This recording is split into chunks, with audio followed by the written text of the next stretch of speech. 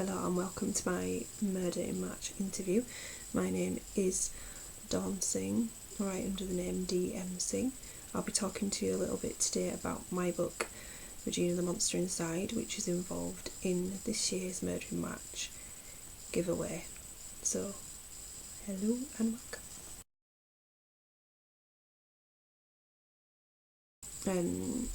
What we read about Regina is that she's very self-sacrificing and that she's very gung-ho about staying herself, she's very loyal, she's very nice, she's a nice girl, she's good, she goes to school, she gets good grades, she's kind of perfect in a way,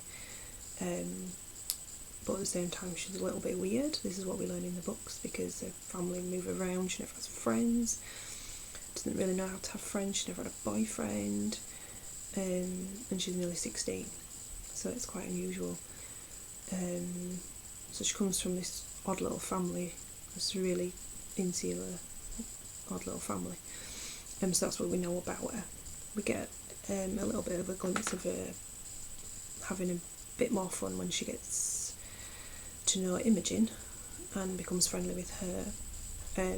So I think what we don't know about her is that she's quite fun-loving and she can be quite gregarious, but she doesn't get the chance to show that in the book, especially in the first book. We get a little bit of a glimpse of it when she starts to get to know other people as she goes through it, like Jay and Poppy, and she really shows how friendly she can be and how loyal she is and how fun she can be at times. But the reason you don't really get to know that too much in the book, I think, is the fact that she's got all these emotional bombshells that just keep dropping on her, like people dying and news about what she is, and secrets that keep coming out of the woodwork that keep hitting her. And I think there's just so much going on that all she can do is get through it and deal with it, and so we don't get to see that side of it. It would be nice for people to see that side from. Maybe we will see, I think we see little glimpses of it, and maybe more of that will come through in the other books. Maybe not till towards the end, maybe, because it is quite fast paced and there's a lot of action, there's a lot of adventure, and you don't stop along your adventure when you're fighting a dragon, for example, and go hang out with your friends and go to a concert and things like that. So we don't really get to see that side of her.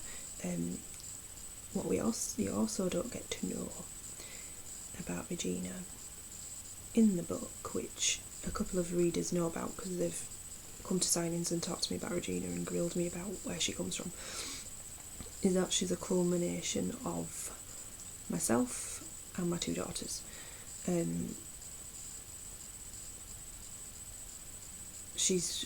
She's really loyal, and she can be really serious, and she's always concerned with others, and she's always worried about other people, and she's always really concerned with doing the right thing, and she gets that from my youngest daughter.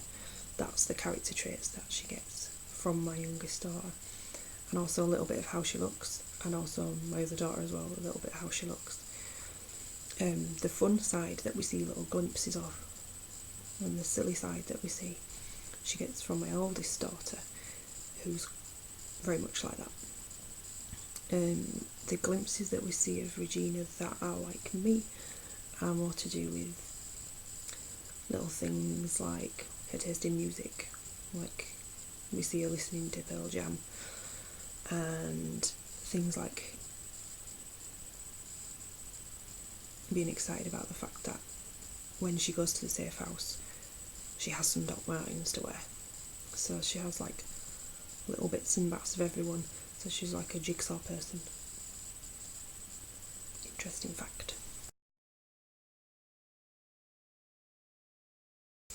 The short answer is, it's what I read, it's what I watch, it's what I go to the cinema and watch, it's what I play if I play on games.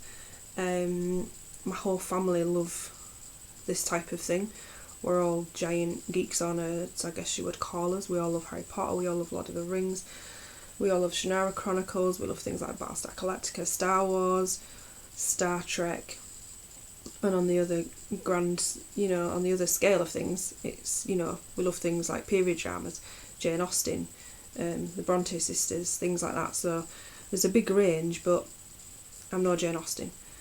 And people say, right, what you know, and I know fantasy, I know escapism, I know how exciting it can be as a reader, being an avid reader myself from a young age, that how exciting it is to enter a fantasy world and to have this great adventure. And I think that when I read, that's what I look for.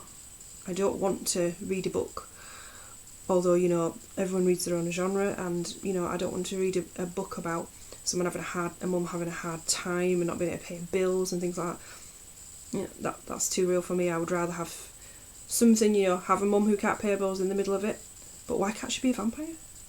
That would make it more exciting, I think. If you're immortal and could, had super strength, that would make you feel a bit better when you couldn't pay your bills, let's face it. So the long and short of it is, it's what I like, and it's fun. It's just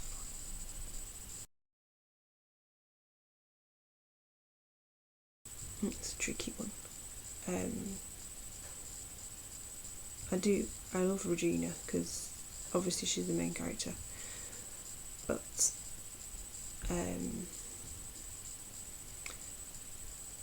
has to be Aurora. Who doesn't like a villain? I think I like Aurora because she was really fun to write, with characters like Regina and Jay, and even to some degree Helena. You've kind of got these moral grey areas that you kind of think, oh, might have gone too far, and you kind of pull back. That character won't do that. Aurora is a complete nutjob, and she just does whatever she wants, says whatever she wants, and she's just a lot of fun. Not a fun person to meet in real life, but to write and to read about, she's a lot of fun. If I was going for my favourite character who wasn't crazy, it would probably have to be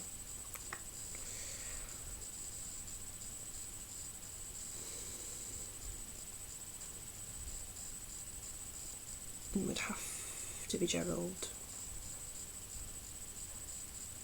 If you've read the book, you know who Gerald is, and you know why I would pick him. He's fantastic.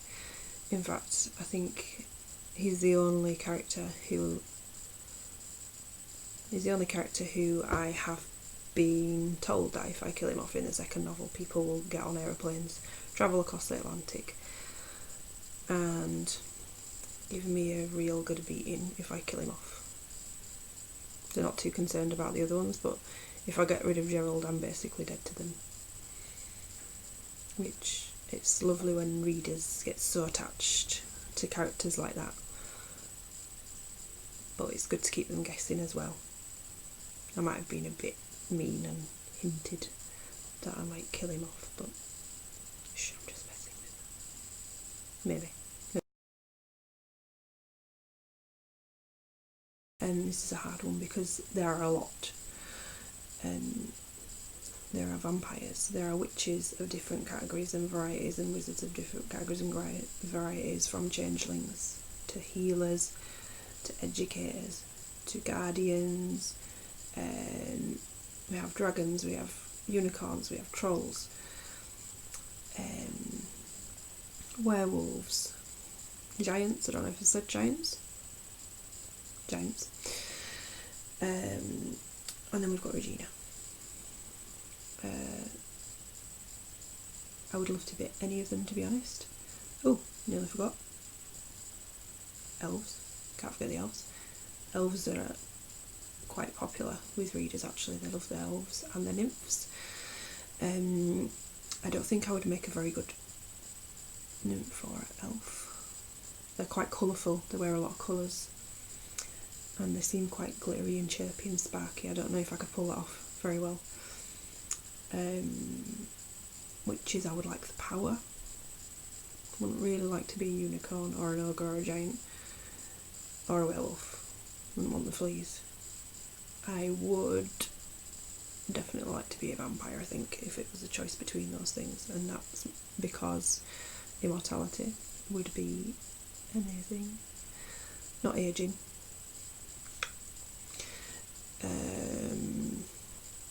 Super strength, of course.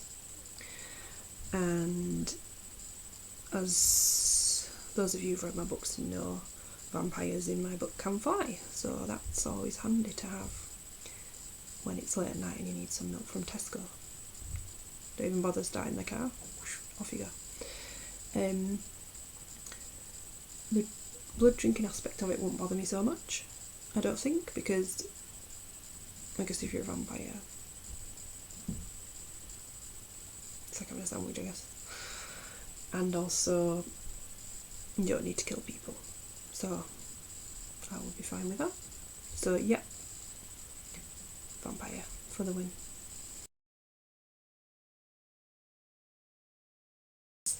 I've got to be careful not to talk too much about this because I don't want to give any spoilers away, and also don't get me started on my next book because, you know, feel free to stop me talking at any point. There's a pause button somewhere around on your computer. Okay. Right, so the next instalment of Regina has just had the cover revealed. What can you tell us about what's next for Regina? The short version, once more, is lots and lots of exciting stuff. Not too pleasant stuff for some people. Not really good stuff for anyone, to be honest, but it is the darkness.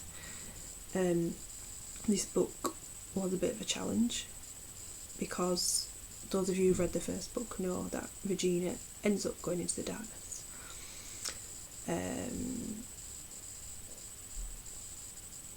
And she goes into the darkness with quite a few friends in tow to try and save Jay.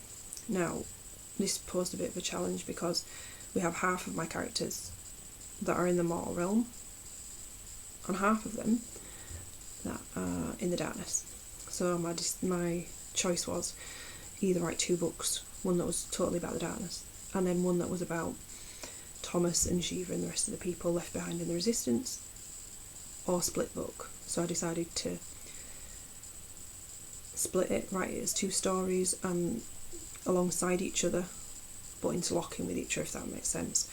So what I've done is you've got one chapter of the darkness, next chapter the resistance, one chapter of the darkness, one chapter of the resistance, but they run alongside each other and they make sense together. So that was quite difficult to do. So what I had to do was write one story first and then the other story, so I didn't get lost, and then make sure that they all matched up. It's exciting stuff on both sides because in the darkness, obviously, we've got the whole challenge of Regina trying to find Jay. She makes some discoveries about certain things over there that I can't really talk about. We get some new characters in there which I was quite excited to write. We have Alexander, a vampire. We have Davina and Baby, which I'm not going to tell you what they are because that will be a nice surprise for you. They are, and also Gabby. All 4 of these were characters named after readers who entered the photobomb competition, and I was initially worried how I would work them into the story, and they worked out so well. In fact, I added a couple more characters that I wasn't even thinking about, which I'm not going to mention. I'll just let you find them for yourself, but they're a bit twisted and weird and I love them. More mayhem, more disaster, more tragedy, lovely, but also lots of adventure. Dragons. Some horrible things called the Lost that kind of turn up and try and kill everybody. They're really nasty. They're not very nice at all. So on the one side of the darkness, I told you I'd go on a bit. So on the other side, on the darkness, we have Regina and her merry band of friends who are basically trying to find their way through the darkness, figuring out what to do, how to get back home, but how to get Jay and hopefully Helena, if possible, because she's a bit evil, and get back home.